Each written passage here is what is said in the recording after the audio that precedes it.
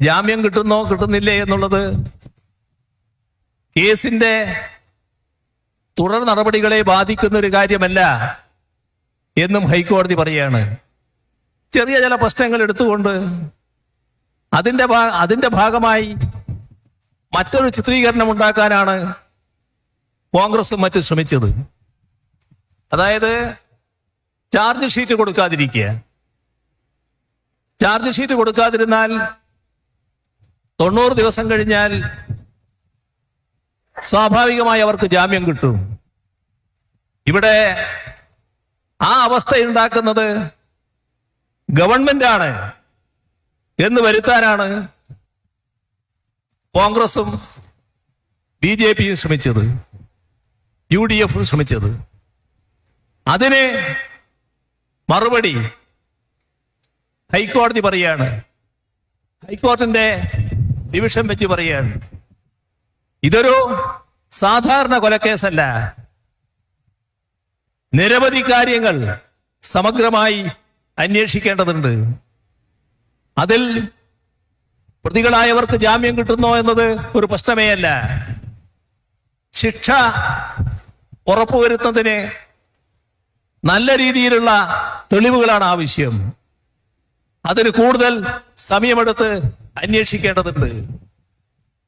അപ്പോ ഈ പറയുന്ന പ്രത്യേക അന്വേഷക സംഘം അവരുടെ എല്ലാ നടപടികളും ഇപ്പോ ചാർജ് ഷീറ്റ് കൊടുക്കാതെ അന്വേഷണം തുറന്നു വരുന്നുണ്ടെങ്കിൽ അതിനടക്കം ഹൈക്കോടതി അംഗീകാരം കൊടുത്തിരിക്കുന്നു എന്നാണ് പരസ്യമായി ഹൈക്കോടതിയുടെ പ്രതികരണത്തിലൂടെ വ്യക്തമാകുന്നത്. പോറ്റി അവിടെ കയറുന്നത് 2004 എല്ലാവർക്കും വ്യക്തമായല്ലോ. 2004 ദേവസ്വം മന്ത്രി ആരായിരുന്നു? ഇന്നത്തെ കോൺഗ്രസിന്റെ ഉന്നതനായ അഖിലേന്ത്യാ നേതാവ്. ആ കാലത്ത് കോൺഗ്രസ് നിയോഗിച്ച ദേവസ്വം ബോർഡ്, അതിന്റെ പ്രസിഡന്റ് പിന്നീട് കോൺഗ്രസ് വിട്ടിട്ടുണ്ടാവും. പക്ഷെ അന്ന് കോൺഗ്രസിന്റെ ആളാണല്ലോ. അന്നല്ലേ പോറ്റി ആദ്യമായിട്ട് അവിടെ കയറുന്നത്. ഈ മൂന്നാൾക്ക് പുറമെ വേറൊരാള് കൂടെ. അതാര്? ബെല്ലാരിക്കാരൻ. അറിയില്ലേ?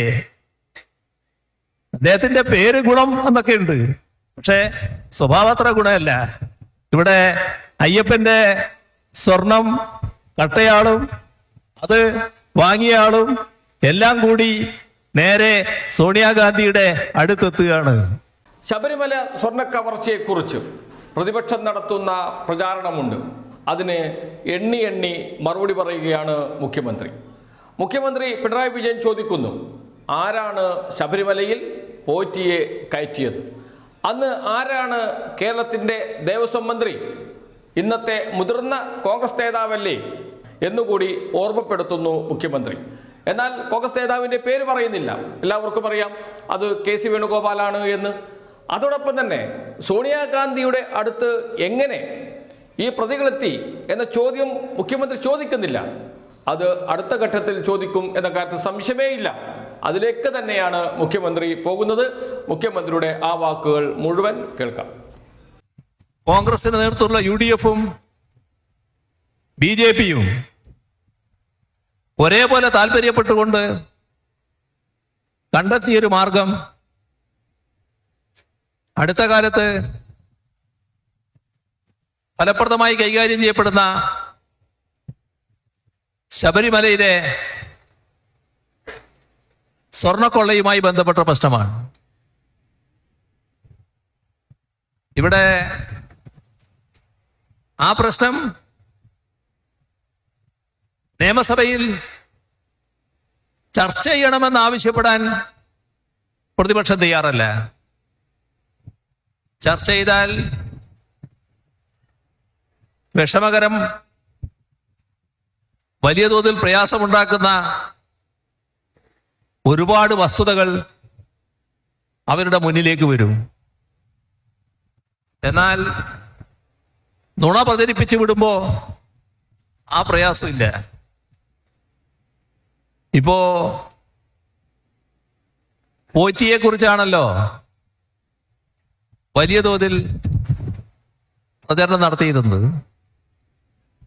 അവിടെ പോറ്റിയെ കയറ്റിയത് LDF ഗവൺമെന്റും ആ ഗവൺമെന്റ് രൂപം കൊടുത്ത ദേവസ്വം ബോർഡും ഒക്കെയാണ് എന്നാണല്ലോ പ്രചരിപ്പിച്ചിരുന്നത്. പോറ്റി അവിടെ കയറുന്നത്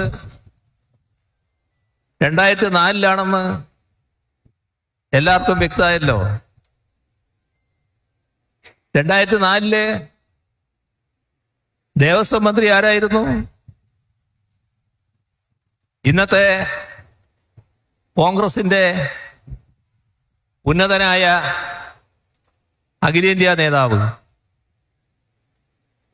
ആ കാലത്ത് കോൺഗ്രസ് നിയോഗിച്ച ദേവസ്വം ബോർഡ്, അതിന്റെ പ്രസിഡന്റ് പിന്നീട് കോൺഗ്രസ് വിട്ടിട്ടുണ്ടാവും. പക്ഷെ അന്ന് കോൺഗ്രസിന്റെ ആളാണല്ലോ. അന്നല്ലേ പോറ്റി ആദ്യമായിട്ട് അവിടെ കയറുന്നത്? അന്ന് തൊട്ടല്ലേ പോറ്റിക്ക് അവിടെ എല്ലാവിധ കളികളും കളിക്കാനുള്ള അവസരമൊരുങ്ങുന്നത്? ഇതെല്ലാം വിഷമമുണ്ടാക്കുന്ന യാഥാർത്ഥ്യങ്ങളാണ് എന്നുള്ളത് കൊണ്ട് അത്തരം കാര്യങ്ങൾ പുറത്തു വരാതിരിക്കുക, അതിനാണല്ലോ ചർച്ചയിൽ നിന്ന് ഒളിച്ചോടുന്ന സമീപനം കോൺഗ്രസും UDF സ്വീകരിച്ചത്. ഇവിടെ പോറ്റിയെ LDF നേതാക്കളോ സംരക്ഷിക്കുന്നു എന്ന് പറഞ്ഞാൽ അതിലേതെങ്കിലും തരത്തിലുള്ള വസ്തുതയുണ്ടോ? നാം ഓർക്കേണ്ടത് നമ്മുടെ ശബരിമല ആയി ബന്ധപ്പെട്ടുള്ള ഒരു വലിയ സംഗമം, ആഗോള സംഗമം ദേവസ്വം ബോർഡ് നടത്തിയല്ലോ. അതിന് ബദൽ സംഗമം ചിലർ നടത്താൻ പുറപ്പെട്ടു. അത് പാളിപ്പോയി എന്നെല്ലാവർക്കും അറിയാം. വലിയ തോതിൽ ഭക്തരെ ആകർഷിച്ച, യഥാർത്ഥ ഭക്തർ പിന്താങ്ങിയ ഒരു പരിപാടിയായിരുന്നു ആ സംഗമം. ആ സംഗമത്തിന്റെ പ്രാധാന്യം തിരിച്ചറിഞ്ഞ് അതിന്റെ ശോഭ കെടുത്തണം എന്ന ഉദ്ദേശത്തോടെ അതിന് തൊട്ടു മുൻപ് വലിയൊരു ആരോപണവുമായി ശബരിമലയിലെ സ്പോൺസർ എന്നവകാശപ്പെടുന്ന ഈ പോറ്റി രംഗത്ത് വന്നല്ലോ. ഓർമ്മയില്ലേ? ശബരിമലയിലെ ഏറ്റവും വിലപിടിപ്പുള്ള പീഠങ്ങൾ, ഞങ്ങൾ നൽകിയ പീഠം ഇപ്പോഴവിടെ ഇല്ല. അതെവിടെ പോയി? കട്ടുപോയി. ഇതല്ലേ പോറ്റി പരസ്യമായി പറഞ്ഞ കാര്യം? അത് എന്തിനായിരുന്നു? ശബരിമലയിൽ ഇത്തരത്തിൽ കളവ് നടന്നിരിക്കുന്നു എന്ന് സ്ഥാപിക്കാൻ അതിന്റെ തൊട്ടു പിന്നാലെ വരുന്ന അയ്യപ്പ സംഗമത്തിന്റെ ശോഭ കെടുത്താൻ പോറ്റി പുറപ്പെട്ടതാണല്ലോ. പോറ്റി ഇത് പറയേണ്ട താമസം ഏറ്റെടുക്കാൻ കേരളത്തിന്റെ പ്രതിപക്ഷ നേതാവടക്കം കോൺഗ്രസും BJPയും എല്ലാം മത്സരിച്ച് രംഗത്ത് വന്നല്ലോ. സ്വാഭാവികമായും ദേവസ്വം ബോർഡിന്റെ വിജിലൻസ് വിങ് അതുമായി ബന്ധപ്പെട്ട് അന്വേഷണം ആരംഭിച്ചു.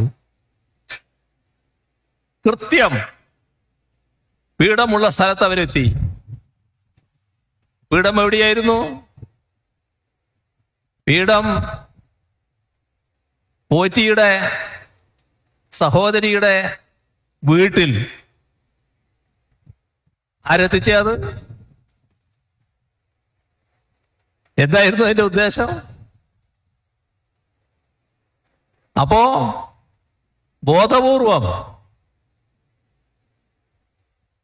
നല്ല രീതിയിലുള്ള ബന്ധം നേരത്തെ തന്നെ രാഷ്ട്രീയമായുള്ള അവിശുദ്ധ ബന്ധം പോറ്റിയും കോൺഗ്രസ് നേതാക്കളും തമ്മിലുണ്ട് എന്നുള്ളത് അതിനെ അയ്യപ്പ സംഗമത്തിന്റെ ശോഭ കെടുത്താൻ വേണ്ടി പോറ്റിയിലൂടെ ഉപയോഗിക്കുകയായിരുന്നില്ലേ? വിജിലൻസ് അവിടെ നിർത്തിയില്ല, ദേവസ്വം ബോർഡും അവിടെ നിർത്തിയില്ല. ഇതുമായി ബന്ധപ്പെട്ടുള്ള കൂടുതൽ അന്വേഷണങ്ങളിലേക്ക് പോകണമെന്ന് പറഞ്ഞു. ചില പ്രശ്നങ്ങൾ ഉയർന്നു വന്ന ഒരു പ്രശ്നവും മറച്ചുവെക്കുന്ന പതിവ് കേരളത്തിലെ LDF സർക്കാരിനില്ല.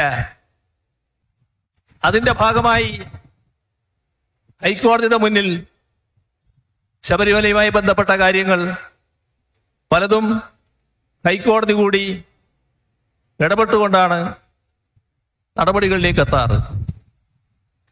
ഇവിടെ ഈ കേസുമായി ബന്ധപ്പെട്ട കാര്യത്തിൽ ഒരു പ്രത്യേക ടീം അന്വേഷിക്കണം എന്ന ആവശ്യം ദേവസ്വം ബോർഡ് ഉന്നയിച്ചു, ഗവൺമെന്റും ഉന്നയിച്ചു. അതിന്റെ ഭാഗമായി പ്രത്യേക ടീമിന് രൂപം കൊടുത്തു. പ്രത്യേക ടീം സാധാരണഗതിയിൽ സ്റ്റേറ്റാണ് രൂപീകരിക്കുക. എന്നാൽ ഇവിടെ ആ പ്രത്യേക ടീമിനെ പോലീസ് സേനയിലുള്ള നല്ല പ്രാപ്തരായ നല്ല റെക്കോർഡുള്ള ആളുകളെ തെരഞ്ഞു കണ്ടെത്തി രൂപീകരിച്ചത് ഹൈക്കോടതി തന്നെയാണ്. ഹൈക്കോടതി അതുമായി ബന്ധപ്പെട്ട് നിരന്തരമായ റിവ്യൂ നടത്തുന്നു. ഈ പ്രത്യേക അന്വേഷണ സംഘം ഹൈക്കോടതിന് മുന്നിൽ റിപ്പോർട്ട് ചെയ്യുന്നു. ഹൈക്കോടതിന്റെ ഒരു ഡിവിഷൻ ബെഞ്ചാണ് ഈ കാര്യങ്ങളെല്ലാം പരിശോധിക്കുന്നത്. ആ ഡിവിഷൻ ബെഞ്ച് കേരളത്തിൽ നടന്നുകൊണ്ടിരിക്കുന്ന വലിയ തോതിലുള്ള പ്രചരണങ്ങൾ കൂടി മനസ്സിൽ വെച്ചുകൊണ്ടായിരിക്കണം അവിടെ വന്ന ഒരു പെറ്റീഷന്റെ മേലെ അതിശക്തമായ പ്രതികരണം ഈ കഴിഞ്ഞ ദിവസം രേഖപ്പെടുത്തി. എന്താ പറഞ്ഞത്? ഞങ്ങളെന്ന് പറഞ്ഞാൽ ഹൈക്കോടതി, ഞങ്ങളാണ് ഈ അന്വേഷണ സംഘത്തെ വെച്ചത്. ഏറ്റവും സത്യസന്ധരായ കഴിവുറ്റ ഉദ്യോഗസ്ഥരെയാണ് നിയോഗിച്ചിട്ടുള്ളത്. ഞങ്ങളാണ് ഇവരുടെ പ്രവർത്തനം പരിശോധിക്കുന്നത്. കൃത്യമായി പറയുകയാണ്, ഇവർക്ക് കേസിൽപ്പെട്ട പ്രതികൾക്ക് ജാമ്യം കിട്ടുന്നോ കിട്ടുന്നില്ലേ എന്നുള്ളത് കേസിന്റെ തുടർ നടപടികളെ ബാധിക്കുന്ന ഒരു കാര്യമല്ല എന്നും ഹൈക്കോടതി പറയുകയാണ്. ചെറിയ ചില പ്രശ്നങ്ങൾ എടുത്തുകൊണ്ട് അതിന്റെ ഭാഗമായി മറ്റൊരു ചിത്രീകരണം ഉണ്ടാക്കാനാണ് കോൺഗ്രസും മറ്റും ശ്രമിച്ചത്. അതായത് ചാർജ് ഷീറ്റ് കൊടുക്കാതിരിക്കുക. ചാർജ് ഷീറ്റ് കൊടുക്കാതിരുന്നാൽ 90 ദിവസം കഴിഞ്ഞാൽ സ്വാഭാവികമായി അവർക്ക് ജാമ്യം കിട്ടും. ഇവിടെ ആ അവസ്ഥ ഉണ്ടാക്കുന്നത് ഗവൺമെന്റാണ് എന്ന് വരുത്താനാണ് കോൺഗ്രസും BJPയും ശ്രമിച്ചത്, UDF ശ്രമിച്ചത്. അതിന് മറുപടി ഹൈക്കോടതി പറയാണ്, ഹൈക്കോടതിന്റെ ഡിവിഷൻ വെച്ച് പറയാണ്, ഇതൊരു സാധാരണ കൊലക്കേസല്ല, നിരവധി കാര്യങ്ങൾ സമഗ്രമായി അന്വേഷിക്കേണ്ടതുണ്ട്. അതിൽ പ്രതികളായവർക്ക് ജാമ്യം കിട്ടുന്നോ എന്നത് ഒരു പ്രശ്നമേ അല്ല. ശിക്ഷ ഉറപ്പുവരുത്തുന്നതിന് നല്ല രീതിയിലുള്ള തെളിവുകളാണ് ആവശ്യം. അതിന് കൂടുതൽ സമയമെടുത്ത് അന്വേഷിക്കേണ്ടതുണ്ട്. അപ്പോ ഈ പറയുന്ന പ്രത്യേക അന്വേഷക സംഘം അവരുടെ എല്ലാ നടപടികളും ഇപ്പോ ചാർജ് ഷീറ്റ് കൊടുക്കാതെ അന്വേഷണം തുറന്നു വരുന്നുണ്ടെങ്കിൽ അതിനടക്കം ഹൈക്കോടതി അംഗീകാരം കൊടുത്തിരിക്കുന്നു എന്നാണ് പരസ്യമായി ഹൈക്കോടതിയുടെ പ്രതികരണത്തിലൂടെ വ്യക്തമാകുന്നത്. ഒരു കാര്യം അർത്ഥശങ്കക്കിടയില്ലാതെ ഹൈക്കോടതി വ്യക്തമാക്കി, ഞങ്ങളുടെ മേൽനോട്ടത്തിലാണ് അന്വേഷണം, ഒരു ബാഹ്യശക്തിയും ഇതിലിടപെടുന്നില്ല. ബാഹ്യശക്തി എന്ന് ഉദ്ദേശിച്ചത് ചിലപ്പോ സർക്കാരിനെ കൂടിയായിരിക്കാം. കാരണം പ്രതിപക്ഷം വലിയ തോതിൽ ഗവൺമെന്റും മുഖ്യമന്ത്രിയുടെ ഓഫീസും എന്നൊക്കെ പറഞ്ഞുകൊണ്ടുള്ള പുകമറ സൃഷ്ടിക്കാൻ നോക്കുന്നുണ്ട്. ഈ അന്വേഷണ സംഘവുമായി ഒരു തരത്തിലുള്ള ആശയവിനിമയവും ഗവൺമെന്റ് വക്താക്കളോ നടത്തുന്നില്ല. അതാണ് അർത്ഥശങ്കക്കിടയില്ലാതെ ഹൈക്കോടതി പറഞ്ഞത്, ഞങ്ങളാണ് അന്വേഷണത്തിന്റെ മേൽനോട്ടം വഹിക്കുന്നത്, ഒരു ബാഹ്യശക്തിയും ഇതിലിടപെടുന്നില്ല. അപ്പോ വിഷമാണല്ലോ ഇത്തരം കാര്യങ്ങൾ ചർച്ച ചെയ്യപ്പെടുന്നത്. നല്ലത് ചർച്ച ചെയ്യാതിരിക്കലാണ്. അതുകൊണ്ട് തന്നെ ഒരു ചർച്ചക്കും ഇവരാരും തയ്യാറായില്ല എന്നാണ് കാണാൻ നമുക്ക് സാധിക്കുക. ഇവിടെ പോറ്റിക്ക് ഇപ്പോ പുറത്തിറങ്ങാൻ കഴിഞ്ഞു. ഒരു ആശ്വാസം കോൺഗ്രസ്സുകാർക്കുണ്ട്, ഇനി വീണ്ടും മേലേസും എടുത്ത് സോണിയാഗാന്ധിയുടെ അടുത്ത് പോറ്റിക്ക് പോകാൻ കഴിയില്ല എന്ന ഒരാശ്വാസമുണ്ട്. എങ്ങനെയാണ് ജൻമത് 10 ഇന്ത്യയിലെ ഏറ്റവും സുരക്ഷിതമായ ചില വീടുകളുണ്ട്, കേന്ദ്രങ്ങളുണ്ട്. അതിലൊന്നാണ് ജൻമത് 10. അവിടെയാണ് സോണിയാഗാന്ധിയുടെ താമസം. അവിടെയാണ് ഒരുപാട് കോൺഗ്രസ് നേതാക്കൾക്ക് മുഖം കാണിക്കാൻ കഴിയാതെ തിരിച്ചു പോരേണ്ടി വന്നിട്ടുള്ളത്. അവസരം കിട്ടിയിട്ടില്ല. അവിടെയാണ് പോറ്റിയും ഇവിടുത്തുകാര് രണ്ടാളെ നിങ്ങൾക്കറിയാലോ, രണ്ടുപേരും ഇപ്പോഴത്തെ പാർലമെന്റ് അംഗങ്ങളാണല്ലോ. രണ്ടുപേരും കൂടി അവിടെ എത്തുന്നത്. അവിടെ എത്തിയപ്പോഴോ ഈ മൂന്നാൾക്ക് പുറമെ വേറൊരാള് കൂടെ. അതാര്? ബെല്ലാരിക്കാരൻ. അറിയില്ലേ? അദ്ദേഹത്തിന്റെ പേര് ഗുണം എന്നൊക്കെ ഉണ്ട്, പക്ഷെ സ്വഭാവത്ര ഗുണമല്ല. ഇവിടെ അയ്യപ്പന്റെ സ്വർണം കട്ടയാളും അത് വാങ്ങിയ ആളും എല്ലാം കൂടി നേരെ സോണിയാഗാന്ധിയുടെ അടുത്തെത്തുകയാണ്. ഇതല്ലേ ചിത്രം? എങ്ങനെ എത്താനായി? എന്താണ് അത്ര വലിയ സ്വാധീനം പോറ്റിക്ക് അവിടെ? ഏതായാലും ഈ കൂടെ പോയവരല്ല കൊണ്ടുപോയത് എന്ന് അവർ തന്നെ വ്യക്തമാക്കി. ഇവരിൽ ചിലർ പറഞ്ഞല്ലോ, അയ്യോ ഞങ്ങളല്ല പോയത്, പോറ്റി വിളിച്ചിട്ട് ഞങ്ങൾ പോയതാണെന്ന്. പോറ്റിക്ക് വിളിക്കാൻ മാത്രമുള്ള അവകാശം, സ്വാതന്ത്ര്യം അതെവിടുന്ന് കിട്ടി? എന്താണ് കോൺഗ്രസും പോറ്റിയും തമ്മിലുള്ള ബന്ധം? എന്താണ് കോൺഗ്രസും സോണിയാഗാന്ധിയും തമ്മിലുള്ള ബന്ധം? ഈ കേസിൽ അന്താരാഷ്ട്ര ബന്ധമുണ്ട് എന്ന് പറഞ്ഞത് ആരായിരുന്നു ആദ്യം? രമേശ് ചെന്നിത്തലയല്ലേ? ആ അന്താരാഷ്ട്ര ബന്ധത്തിന്റെ കാര്യം ഏതെല്ലാം വഴിക്കാണ് നീങ്ങുന്നത് നമുക്കറിയാവോ? രമേശ് ചെന്നിത്തലയാണല്ലോ അത് വ്യക്തമാക്കിയത്. ഒരു കാര്യമേ ഉള്ളൂ, ഞങ്ങളെ കൈകൾ ഇതിൽ ശുദ്ധമാണ്. ഇവിടെ ഒരാശങ്കയുമില്ല, ആരും ആശങ്കപ്പെടേണ്ടതില്ല. ഏതെങ്കിലും തരത്തിൽ കുറ്റം ചെയ്ത ഒരാളും രക്ഷപ്പെടാൻ പോകുന്നില്ല. അതിന്റെ ഭാഗമായുള്ള ശക്തമായ നടപടിയാണ് ഈ പ്രത്യേക അന്വേഷണ സംഘം സ്വീകരിച്ചു വരുന്നത്. അതിന് ഫലപ്രദമായ നേതൃത്വം കൊടുക്കുന്നത് ഹൈക്കോർട്ടുമാണ്. ഹൈക്കോർട്ടിനെയാണോ BJP ആണോ കോൺഗ്രസിന് വിശ്വാസം? ഇത്രയും കാര്യങ്ങളൊക്കെ വന്നപ്പോ CBI വരണം എന്ന് പ്രതിപക്ഷ നേതാവും BJP കോൺഗ്രസും പറയുകയാണ്. എന്താ അതിന്റെ പിന്നിൽ? ഹൈക്കോർട്ടിനേക്കാളും വിശ്വാസം BJPയിലായോ? ഇവിടെ യഥാർത്ഥത്തിൽ BJPയുടെ ഒരു B ടീമായി കോൺഗ്രസ് മാറുകയല്ലേ? ആലോചിക്കണം, നമ്മൾ വലിയ തോതിൽ ആലോചിക്കേണ്ട ഒരു വിഷയമാണത്.